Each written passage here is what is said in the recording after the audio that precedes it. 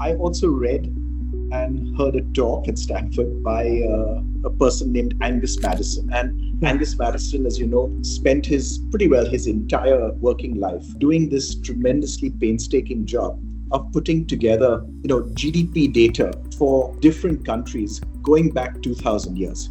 What did I take away from Madison's work? 250 years ago, the world was a pretty equal place. The richest country was probably, depending on the data you use, 3 to 5 times richer than the poorest country.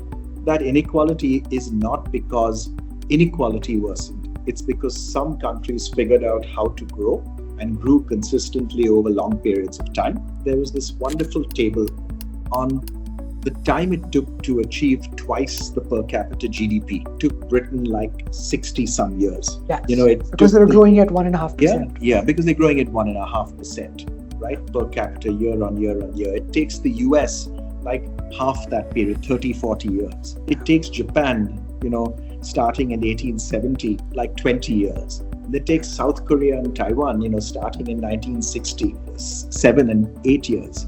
And China then even faster, and you see, so the potential for rapid catch-up has increased over time. We blame globalization for all kinds of things without recognizing that we should first appreciate globalization for this massive convergence that has taken place across the world.